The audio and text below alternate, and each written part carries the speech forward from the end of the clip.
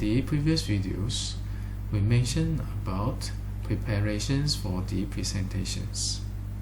It is about knowing the priority when you do the presentation. You need to know the ultimate goal of the presentations, which you want the audience acquire the most out of your presentations in terms of the message and knowledge that you have presented.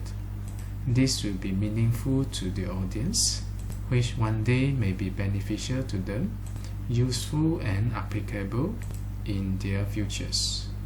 Knowing that you are knowledgeable may seem important to you, but it is actually not important to the audience. But if you have effectively presented your information and knowledge, they will know that you are knowledgeable about the topic that you are discussing. This will come by either way. Therefore, your focus should be on the right area, where you should pay more attention at the structures or organizations of the research, concept, principles, critical inputs, finding, discussions, as well as the take-home message. Information, details, numbers, data, and results are something which is quite difficult to remember. Even you have those presented, you don't have to have those discussed in detail one by one. They can't remember it anyway. You don't have to make yourself to present 100% of the information. Just focus on that 30 to 50% of the most essential part of the content. Long text is not preferred. You should go for something that the audience can grasp with their first glance, and so on so far. We mentioned about you should not in any way compromise the quality of the message delivered to the audience with something which is not essential or not necessary, and this will make you a good presentations. Now let us proceed with further discussions regarding the preparations for your presentations. This is as if an extension from the previous chapters that we have discussed, which the sequence of the technical readings, normally not from the first section to the last section, as well as the sequence of preparing the draft for your technical writing. It is also not from the first section to the last section. Normally we would recommend that you readjust the sequence in order to maximize the coherentness and consistency of your entire presentations. These are the advisable sequence for you to prepare your presentation slides. During the preparations of your slide, you can actually start with the conclusions, going backward to the introductions. And then as you review or you are doing the rehearsal, you will do it from the introductions to the conclusions. There is a reason for this, because you will have to spend more effort on the more essential part and get everything to comply with the main thing of the presentations. You will need to know that the things are normally set on basis of the purpose of the presentations, and this purpose needs to be answered at the conclusions.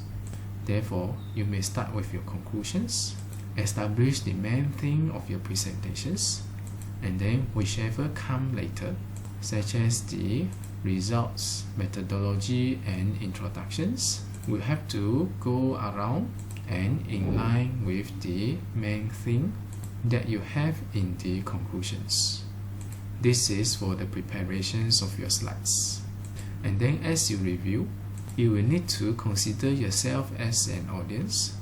Clear your mind with prior knowledge in terms of the structures, as well as the prior knowledge that you have acquired from the research study, because now you are representing a typical audience without any prior knowledge of your research study.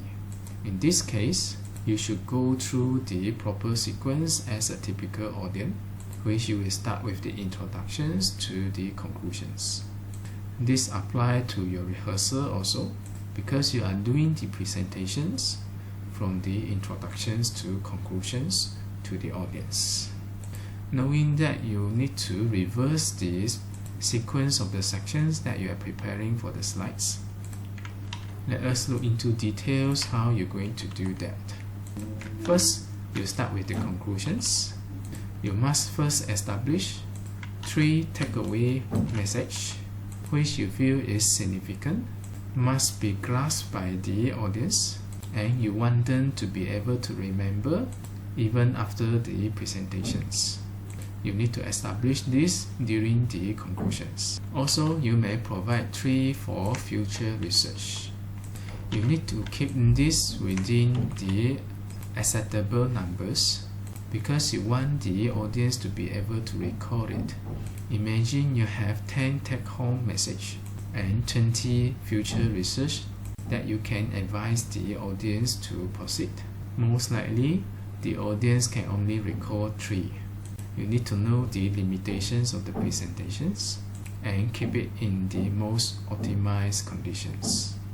Therefore, 3 points it will be a good number. If not, you may reach to the 4 point, but the numbers of points here should not be too many and it should not be too little, as if there is nothing useful information that you can give to the audience after your presentation. Next, you will proceed with the results. This can be presented in the form of image as possible. You may also present the result in the tables, but you know that your discussions will not go into every single information given in the tables. Your discussions will still focus on the principles, just that you have the result presented as an evidence as well as a mechanism for the audience to cross-check the point that you were making during the presentations. Next, you proceed with the methodology. The methodologies are quite typical. Basically, you're going to provide informations how you can acquire the results, how the result will arrive at. Lastly, you deal with the introductions. This will cover the motive, audience to hear, and also to describe the necessity of the research. You need to make sure the entire thing is intact, following through a theme, and every sections are complementing each other without any contradictions in terms of the information disclosed, in order to avoid confusions among the audience.